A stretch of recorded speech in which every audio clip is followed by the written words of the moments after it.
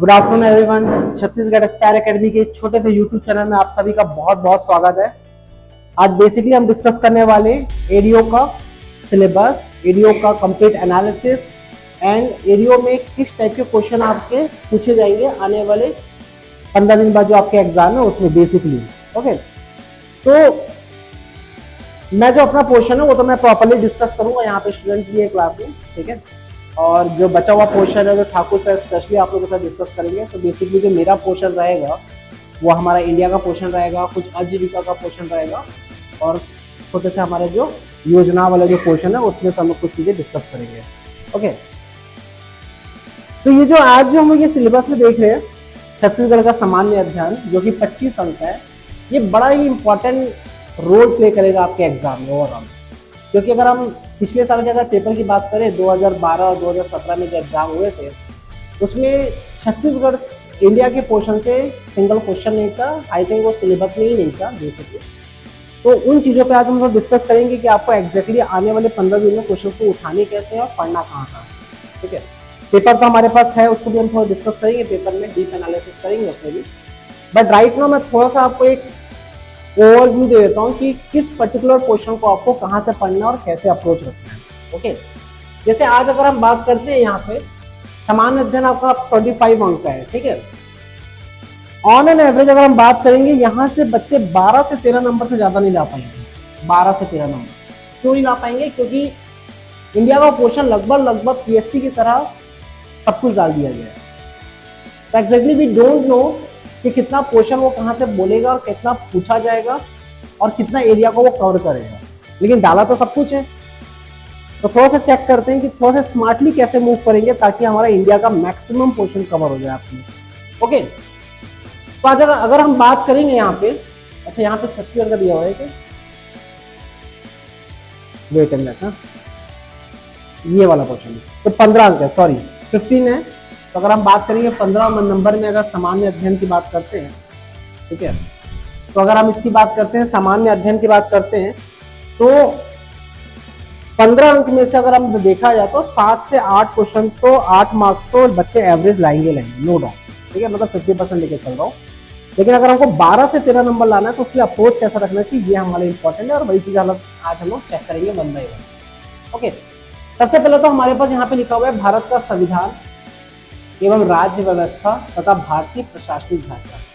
देखो most of the thing भारतीय प्रशासनिक ढांचा वाले जो पार्ट है ये आपके करंट अफेयर पे कवर हो गए, ठीक है। प्रशासनिक ढांचा का मतलब ये होता है हायरार्की या कैसे एक सिस्टम काम करता है एक प्रशासन में, ठीक है। तो बेसिकली इस टाइप के क्वेश्चन को वो करंट अफेयर से कवर करने की कोशिश करता है।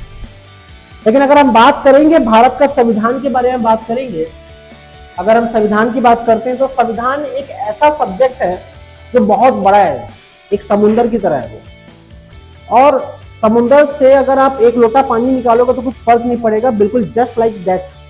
अगर हम ओवरऑल संविधान की बात करते हैं तो अप्रोच कैसा रखना चाहिए संविधान में ये हमको समझना जरूरी है, ठीक है।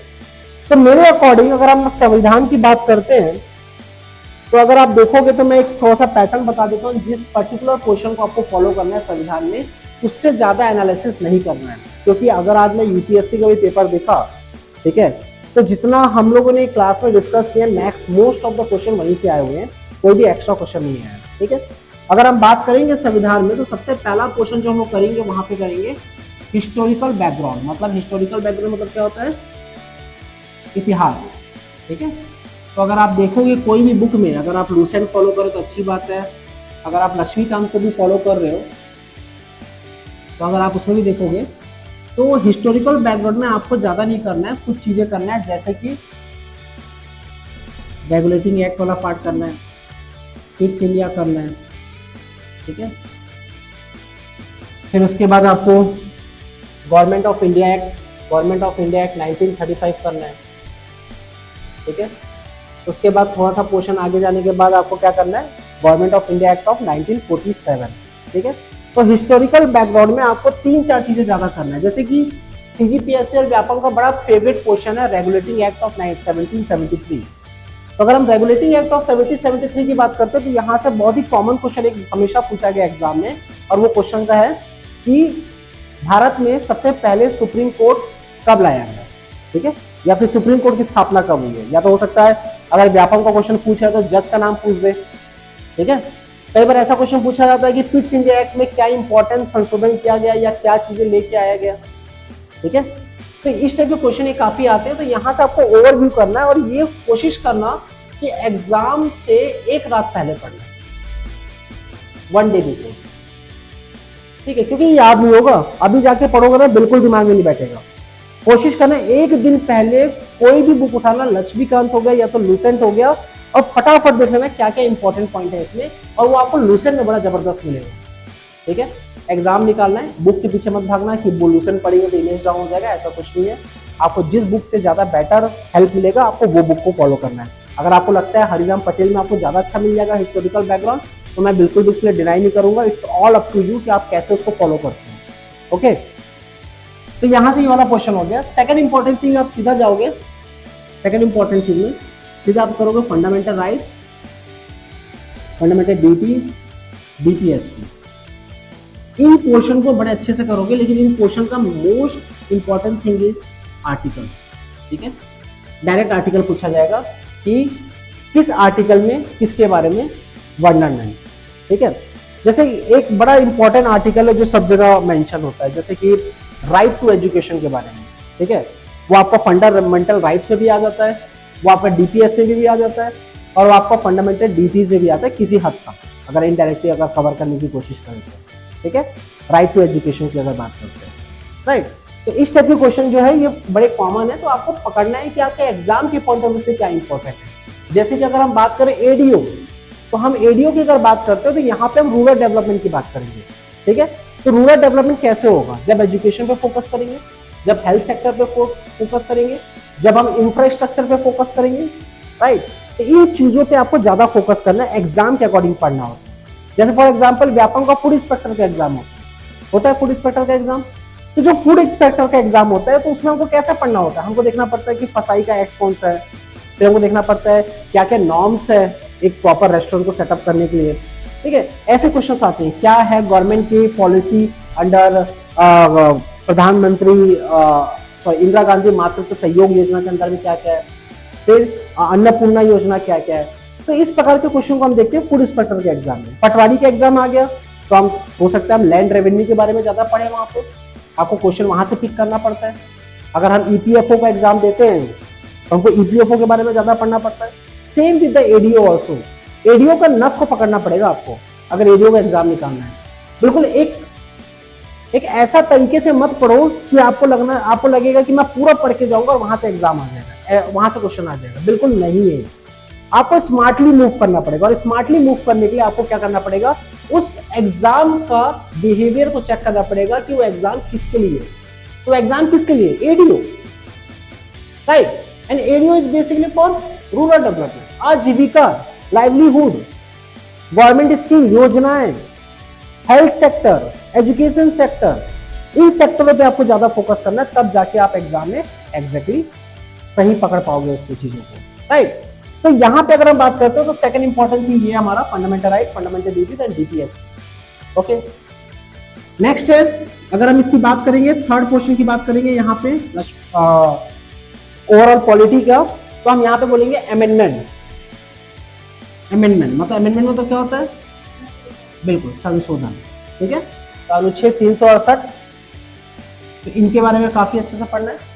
ओके, अब देखो मैं यहाँ पे ना पंचायती राज को डाल नहीं रहा हूं, है हमारे पॉलिटी के सेक्शन में, लेकिन वो ऑलरेडी आप लोग अलग से कवर करोगे, तो I am not mentioning here panchayati raj को। ओके, तो यहाँ पे आपका अमेंडमेंट वाला पार्ट आ गया। फिर centre state relation, centre state का रिलेशन कैसा है, ठीक है।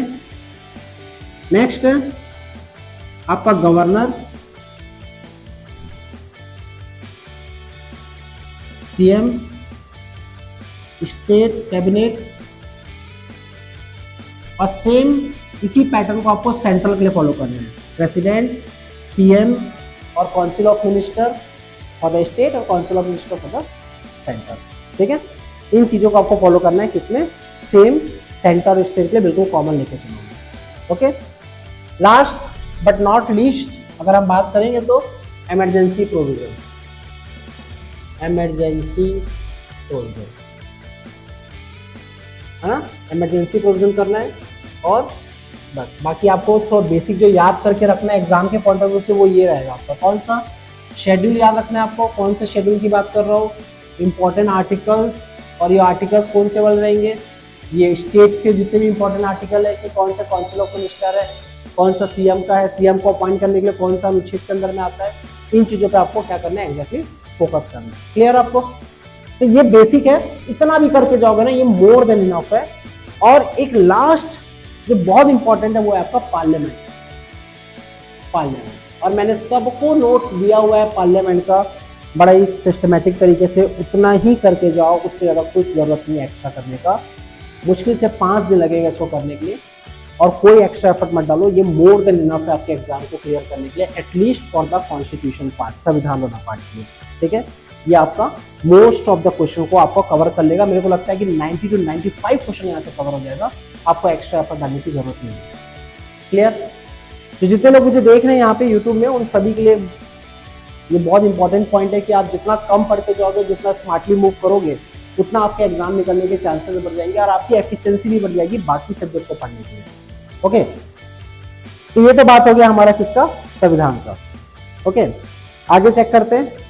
भारत की भौगोलिक स्वरूप, प्राकृतिक संसाधन, खनिज, प्रमुख उद्योग और पर्यावरण। देखो देखो कितना कुछ डाल दिया ये, ना करते हुए इसने यहाँ पे पर्यावरण को भी डाल दिया है, प्रमुख उद्योग भी डाल दिया, खनिज भी डाल दिया, प्राकृतिक संसाधन भी डाल दिया है, और भारत का भौगोलिक स्वरूप।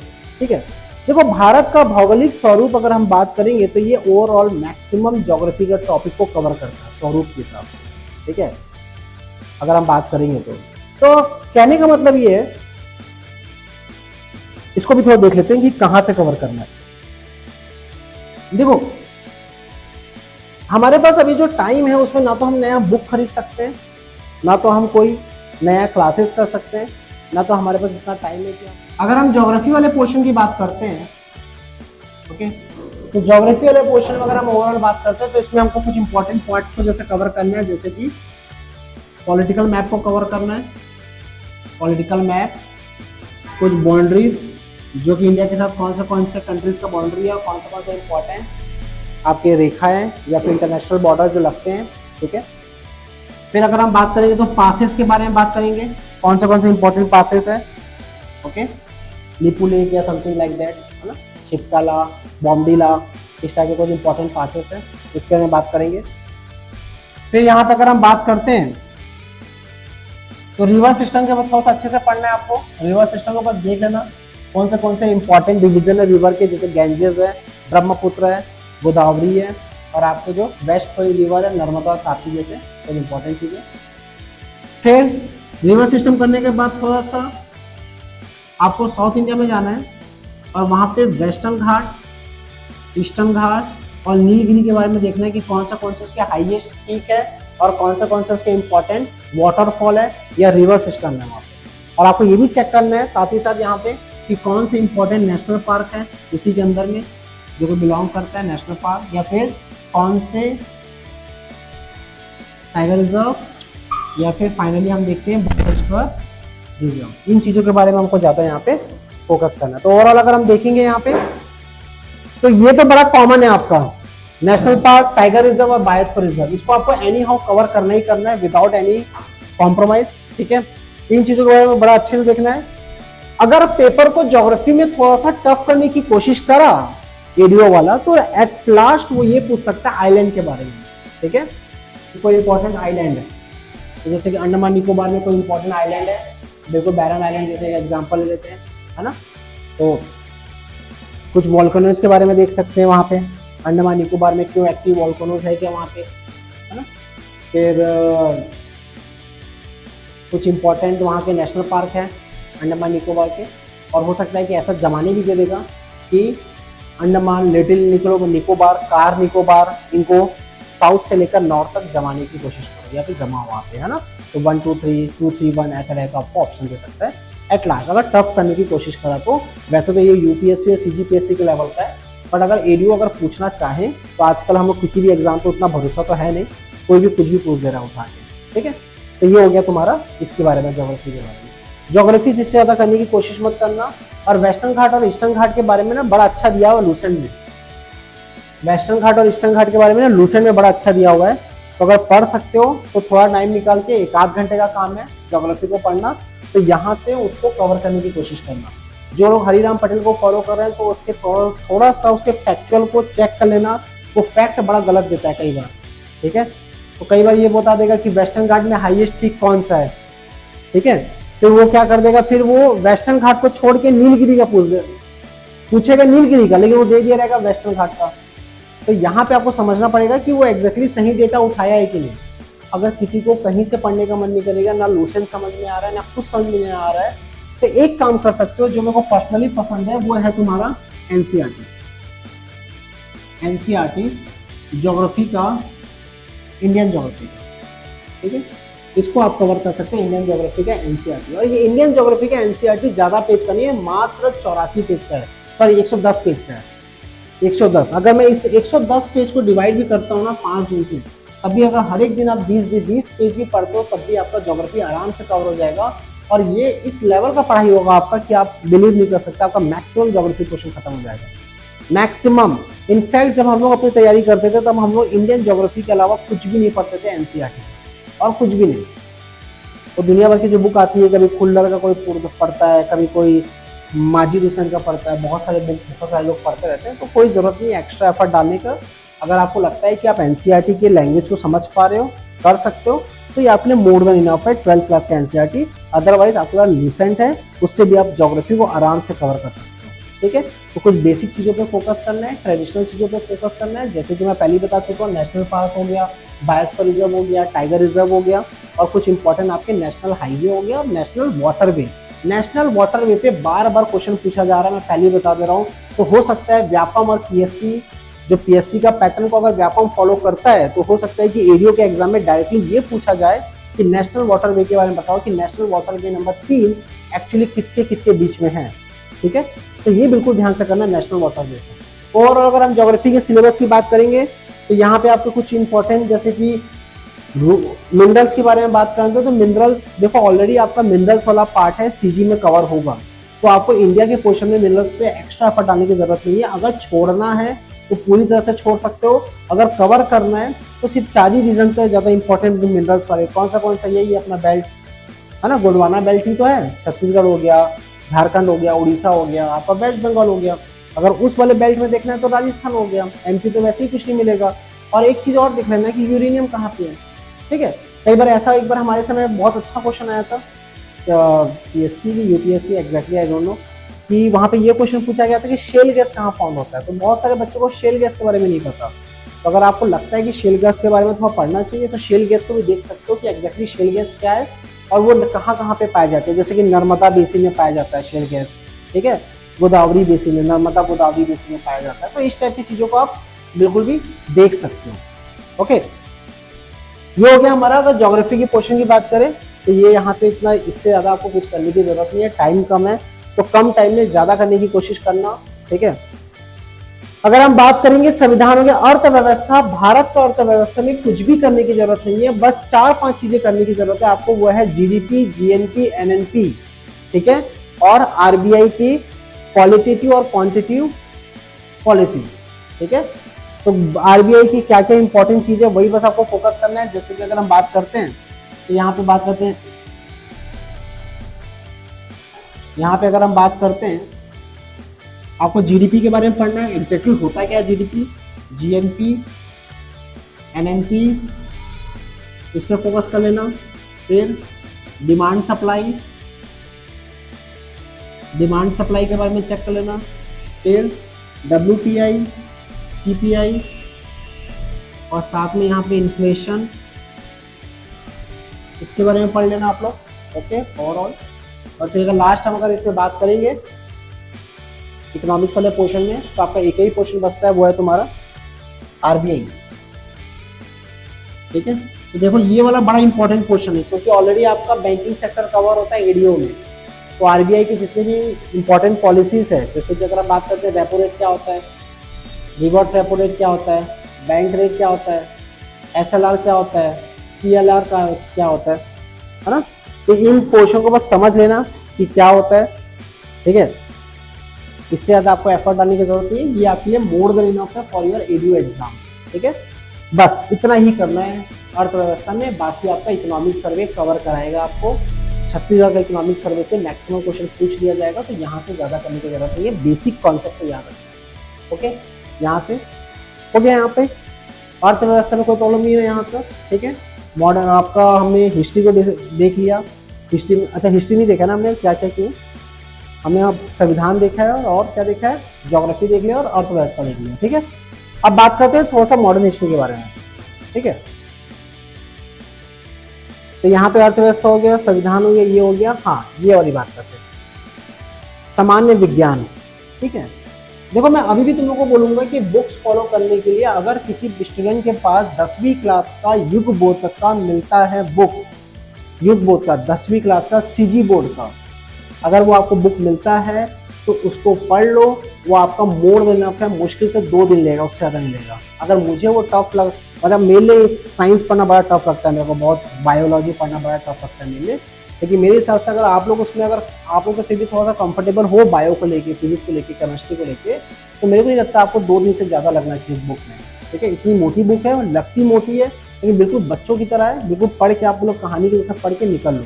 अब वहाँ पे आपको ज़्यादा कुछ थोड़ी करना है, आपको देखना है कि थोड़ा सा ह्यूमन बॉडी सिस्टम देखना है कि एग्जैक्टली ह्यूमन बॉडी सिस्टम में कैसा कैसा वर्क करता है, कुछ हार्मोन्स के बारे में देखना है, ठीक है, कुछ विटामिन के बारे में देखना है, फिर ब्लड, ठीक है, फिर उसके बाद जीन के बारे में देखना। वो तो गया तुम्हारा बायो, ऐसे ही खत्म हो गया।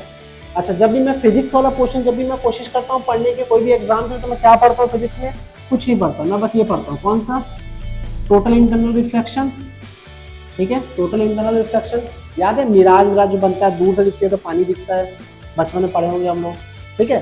फिर मिराज वाला सिस्टम हो गया, ठीक है। फिर आप देखोगे यहाँ पे लेंसेस हो गया, फिर आपका क्या हो गया, मिरर हो गया। फिर कई बार आप देखना, एक तो फिजिक्स में बड़ा एक इंपॉर्टेंट डायग्राम बना रहता है यहाँ पे, ऐसे आँख से देखते रहता है और ये आपको ऊपर दिखता है ना। तो यही पोर्शन है, बहुत बहुत ही कॉमन है, इससे ज़्यादा मैं कभी नहीं पढ़ता फिजिक्स को। मैं नहीं पढ़ूंगा चैप्टर 1 यूनिट 1 जिसमें लिखा रहेगा कि मेजरमेंट कैसा होता है, क्या क्या टाइप के होते हैं, किलोग्राम पर मीटर कैसा होता है, उसको कन्वर्ट, ये सब मैं कुछ भी नहीं पढ़ूंगा। मैं सिर्फ इसी पोर्शन पे फोकस करूंगा और यही पोर्शन मेरे लिए मोर देन इनफ है।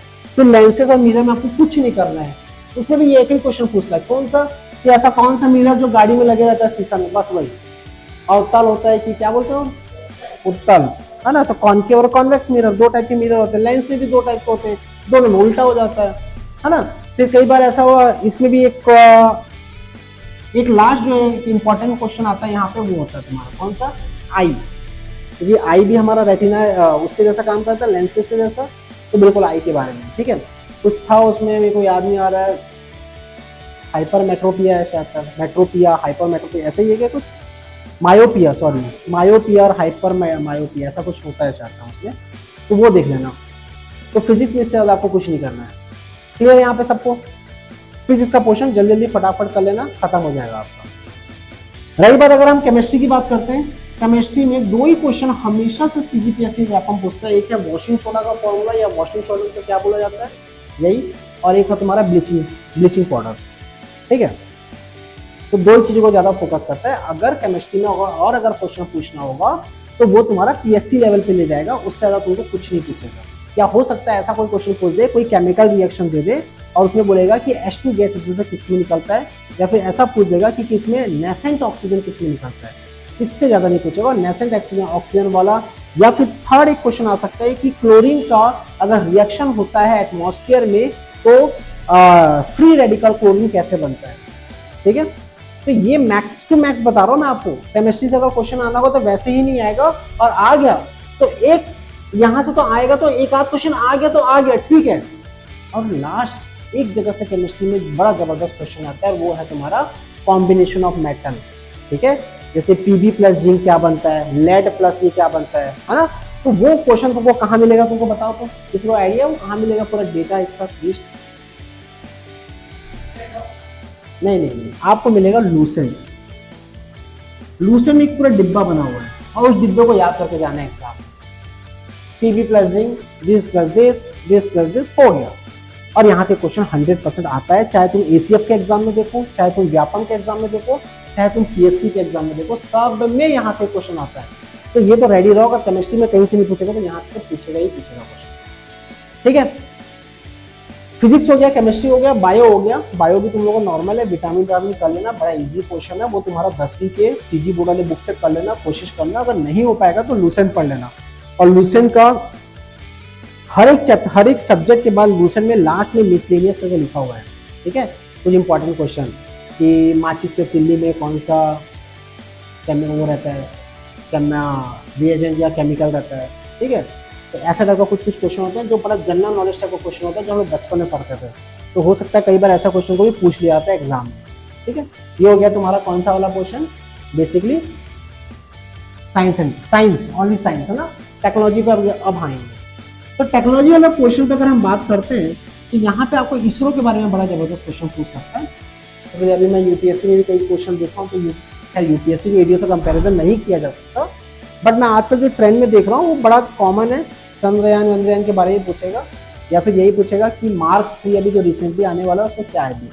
ठीक है, तो आपको फोकस जो करना है इसरो वाले क्वेश्चन पे फोकस करना है, जो कि आपके किसमें है इसरो वाला क्वेश्चन। मैंने आपको नोट दिया हुआ, याद है, बहुत पहले नोट दिया था इसरो का, है ना। और ये भी ले, अगर नहीं है किसी के पास तो ले लो, पढ़ नहीं है ना। हाँ, तो इसरो का नोट मैं बड़ा शिद्दत के साथ बनाया था उस नोट्स को, तो वो तुमको मिलेगा ऑफिस में। ठीक है, तो एक पूरा नोट्स है, पूरा पैकेज है, वो तैयार है, वो कुछ जरूरत नहीं है करने का। बाकी जो करंट अफेयर में जो ऐड होगा वो अर्जुना से कवर हो जाएगा तुम्हारा, अर्जुना वाले करंट अफेयर। ठीक है, तो इसरो को यहाँ से कर लेना। डिफेंस वाला पार्ट में ऑलरेडी करा चुका हूँ, डिफेंस का क्वेश्चन डेफिनेटली पूछ सकता है रिसेंट करंट अफेयर के अकॉर्डिंग। ठीक है, जो अभी रिसेंटली हमें चल रहा है, हम देख रहे हैं ना क्या चल रहा है सिस्टम।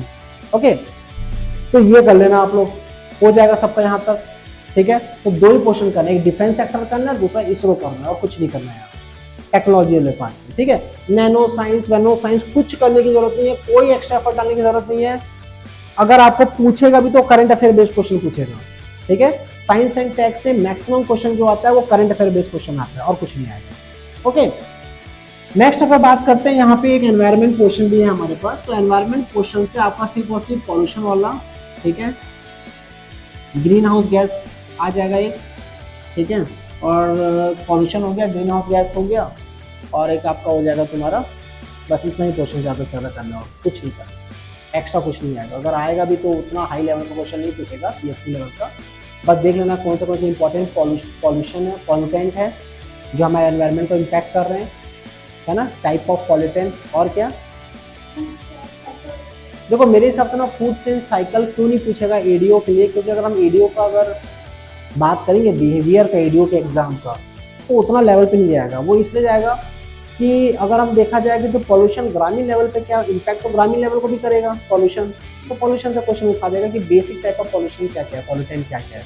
ठीक है, फिर अगर वो बात करेगा तो इसमें ग्रीन हाउस गैस का आजकल गाँव में बहुत जबरदस्त लेवल पे चल रहा है।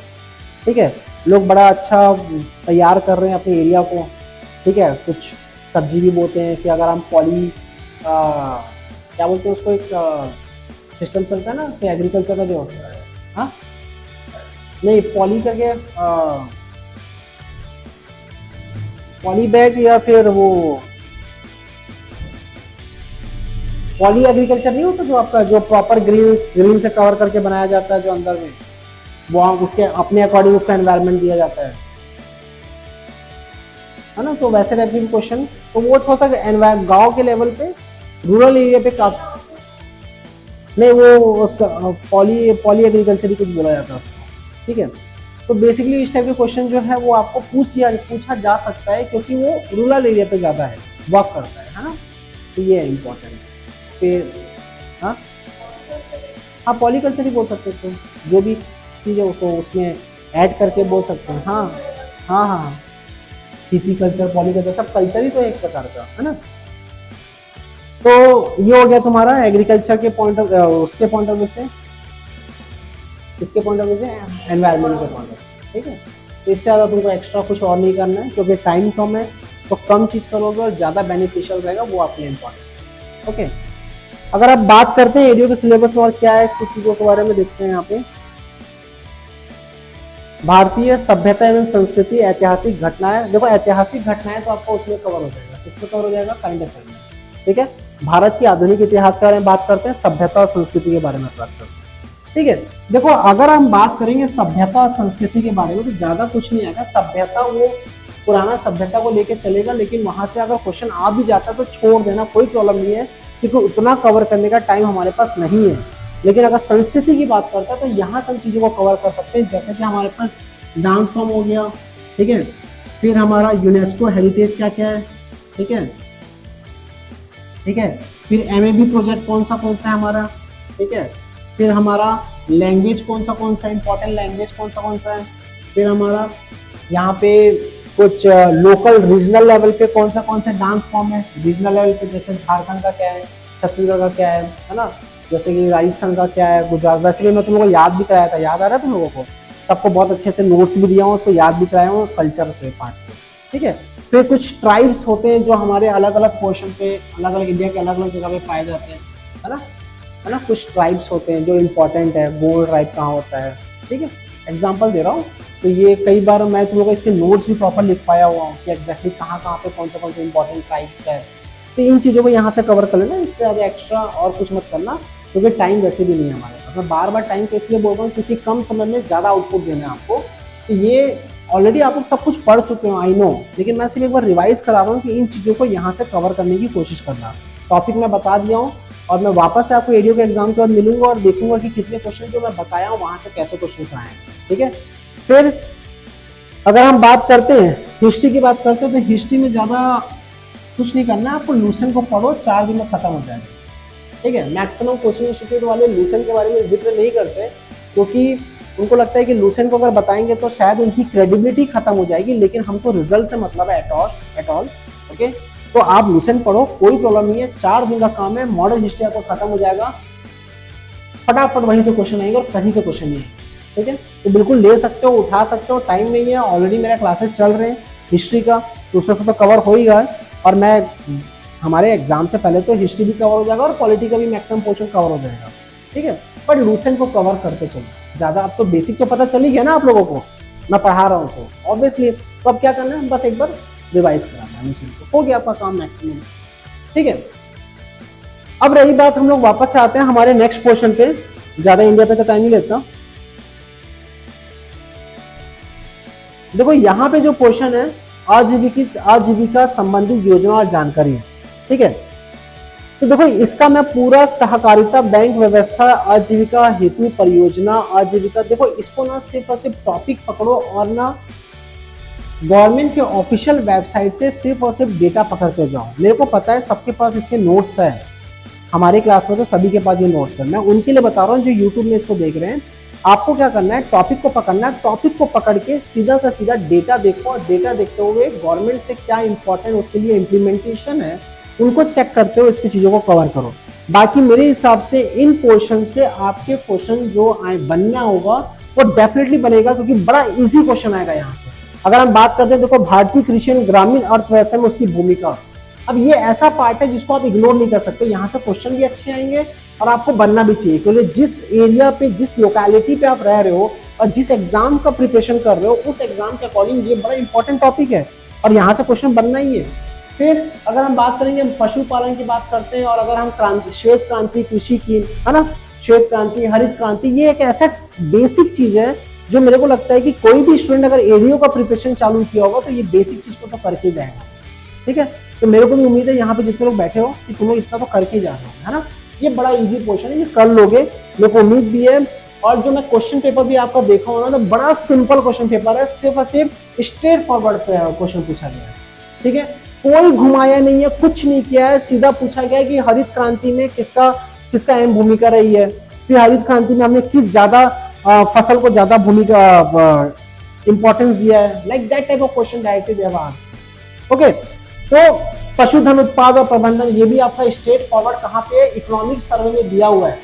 छत्तीसगढ़ के इकोनॉमिक सर्वे में ये प्रॉपर दिया हुआ है कि कितने पशु है, कितने इसमें, कितना इसका गवर्नमेंट का क्या क्या पॉलिसीज है इसके लेके, और सब कुछ दिया हुआ है प्रॉपरली। तो आपको और ज्यादा सर्च मारने की जरूरत नहीं, ये ऐसे ही कवर हो जाएगा। बाजार परिभाषा, रूपरेखा, आजीविका, हस्तक्षेप, प्रकार, ये सब हम लोगों ने क्लास में कराया हुआ है, बहुत ही प्रॉपरली नोट्स प्रोवाइड किया गया है, तो मुझे लगता है इसके लिए आपको एक्स्ट्रा एफर्ट डालने की यहाँ पे और जरूरत है। क्लियर सबको यहाँ पे? रही बात पंचायती राज, सर आपको और थोड़ा डिटेल में बता देंगे। और यहाँ पे मैं आपको बार बार बोलूंगा एक ही चीज, जो सामाजिक अंकेक्षण, इसको हम बहुत अच्छे से किए क्लास में, याद है सबको, सामाजिक अंकेक्षण, सोशल ऑडिट वाला पार्ट, कि ग्रामीण विकास योजना क्रियान्वयन में बैंकों की भूमिका, ये आपको कहाँ से मिलेगा? ग्रामीण विकास वाला पोर्शन वाला ये कहाँ से मिलेगा आपको? ये आपको इकोनॉमिक सर्वे में मिलेगा, छत्तीसगढ़ इकोनॉमिक सर्वे मिलेगा ग्रामीण विकास को लेकर, ठीक है। सूचना का अधिकार अधिनियम, मैं बार बोल रहा हूँ, सूचना का अधिकार में अगर उटपटांग आर्टिकल पूछा तो टच, अगर माइनस मार्किंग है कि इसमें है ना, तो मत छूना, उटपटांग आएगा तो, नॉर्मल अधिनियम आएगा तो बिल्कुल भी टच कर लेना, अदरवाइज मत टच करना, ठीक है। तो ये आरटीआई के लेके बेसिक चीज है, और मैं ऑलरेडी नोट्स अगर नहीं भी दिया होगा तो एक दो दिन में नोट्स दे दूंगा, इसके लिए नोट्स लगभग तैयार है, ठीक है। बाकी ये जो जितने पोर्शन है, ग्रामीण सड़क योजना, मुख्यमंत्री सड़क योजना, स्वच्छ भारत मिशन, आवास योजना, ग्रामीण शहर, ये सब लिखवाया हुआ हूँ प्रॉपर डेटा के साथ, रीचेक किया हूँ डेटा को। और तुमको अगर नहीं लगेगा कि कहाँ से पढ़ना है, जो तुमको नहीं पता अभी भी कहाँ से पढ़ना है, प्रॉपर बिहान निकालो गवर्नमेंट का ऑफिशियल वेबसाइट से, बिहान करके, है ना, तो उसको बिहान को निकाल के उसको क्या कर दो, कवर कर लो, हो गया, ज्यादा कुछ करना ही नहीं है, ठीक है। बिहान करके उसको यहाँ से कवर कर लो।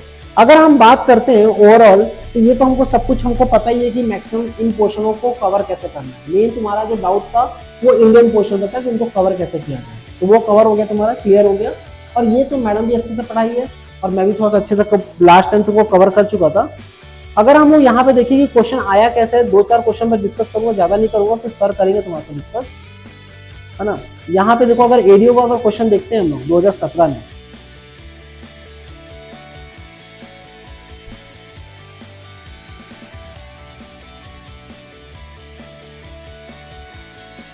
ठीक है, देखो अगर हम 2017 में अगर क्वेश्चन देखेंगे तो देखो क्या लिखा है, भारत सरकार के द्वारा प्रधानमंत्री ग्राम सड़क का निर्माण करने के लिए नक्सली जिलों में क्या मापदंड किए उनके। बड़ा सिंपल क्वेश्चन है, स्ट्रेट फॉरवर्ड, पूरा प्रॉपर नोट्स में मेंशन है, ठीक है। आंसर के पीछे मत जाओ कि आंसर क्या होगा, यस आता, ये नहीं, हमारा भी काम नहीं है, हमको बस ये समझना है कि क्वेश्चन पूछा कैसे जा रहा है। सड़क योजना में नक्सली क्षेत्र में पूछा है ना, तो हमको क्या करना पड़ेगा, इंटीरियर में और जाना पड़ेगा, और किस टाइप के क्वेश्चन को उठा रहा है, बुलेट पॉइंट में कौन सा है जो कि मैं लिखवाया हूँ, वो इंपॉर्टेंट है यहाँ। देखो अगर हम बात करेंगे स्वयं सहायता समूह की आजीविका के लिए कितनी राशि का ऋण दिया जा सकेगा, बड़ा सिंपल है, बिल्कुल, है ना। देखो अभी चेंज हुआ है बहुत सारा, ये पुराना 2017 का डेटा है, हाँ।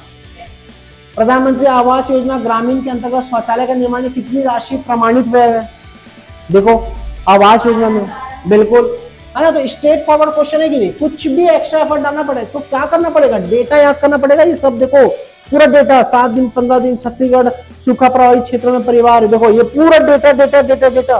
कौन सा क्वेश्चन, देखो वहां भी डेटा, ऐसा कौन सा क्वेश्चन दिख रहा है जो तुमको लग रहा होगा कि यार दिमाग लगाना पड़ रहा है, बिल्कुल दिमाग नहीं लगाना है। मतलब एक गधा आदमी अगर रट लिया ना चीजों को तो भी एग्जाम निकाल लेगा, ओवरऑल रटना ही है, नहीं आएगा एग्जाम में, अच्छा नहीं बनेगा ना, तो समझ जाना तुमसे बड़ा बेवकूफ कोई नहीं है। स्ट्रेट फॉरवर्ड क्यों बताऊं, क्योंकि तुम्हारे पास सारे नोट्स अवेलेबल है, सब कुछ डेटा है तुम्हारे पास, और सिर्फ रटना है। अगर वो भी नहीं रट पा रहे तो कोई मतलब नहीं, आने वाले कोई भी एग्जाम की प्रिपरेशन मत करना, फिर तुम लोगों को लगना चाहिए कि तुम यूपीएससी के लिए बने या सीजीपीएससी के लिए बने। अब एनालिसिस करने की आदत हो गया तो क्या कर सकते हैं, राइट। तो ये देखो कितना पूरा डेटा डेटा, मैं तो कहीं भी आज जब मैं खुद एनालिसिस कर रहा था तो मुझे तो कुछ लग ही नहीं रहा था कि क्या समझाऊं क्या इस क्वेश्चन में। अब मैं यहाँ पे तो अपना इंटेलिजेंसी प्रूफ करने के लिए नहीं बैठा हूं ना कि इतना है होगा इसका डेटा, इतना क्या करूंगा इंटेलिजेंसी प्रूफ करने, मुझे तो याद है, लेकिन आपको याद करना पड़ेगा, यही एनालिसिस होता है। अब मैं इसमें एनालिसिस क्या करूं, हाँ यूपीएससी का पेपर जो आज हुआ है उसमें बिल्कुल एनालिसिस कर सकता हूँ कि क्वेश्चन कैसा पूछा है, इसमें कुछ नहीं कर सकता भाई एनालिसिस, ठीक है। हाँ छत्तीसगढ़ वाले पोर्शन में भले सर तुमको बताएंगे क्वेश्चन कैसे पूछा है और कैसे उसमें कवर करना है आपको, लेकिन ओवरऑल मेरा क्वेश्चन तो बस इतना ही है कि मैं आपको बता चुका हूँ मैक्सिमम क्वेश्चन के नोट्स आपके पास अवेलेबल है। नहीं है तो हमारे व्हाट्सएप चैनल या टेलीग्राम चैनल से जुड़ जाओ, तो वहाँ पर आपको ऑलरेडी मिल जाएंगे। और कोशिश ये करो कि डेटा को जितना हो सके रटो, इंडिया का पोर्शन को लिमिट करके पढ़ो, स्मार्टली मूव करो, और डेफिनेटली आपका एग्जाम में सिलेक्शन होगा। और एग्जाम के बाद अभी जो मैं चीजें बोल रहा हूँ उस चीजों को प्रूफ करने के लिए मैं एग्जाम के बाद वापस आपके सामने अवेलेबल होऊंगा, ताकि मैं ये बोल सकूं कि मैं जो बताया था बिल्कुल परफेक्ट बताया। ठीक है, तो ऑल द बेस्ट, अच्छे से होगा एग्जाम। और एक दो दिन पहले और हम लोग कोशिश करेंगे वीडियो बनाने का, और आगे अब सर अपना जो पोर्शन है वो कवर कराएंगे।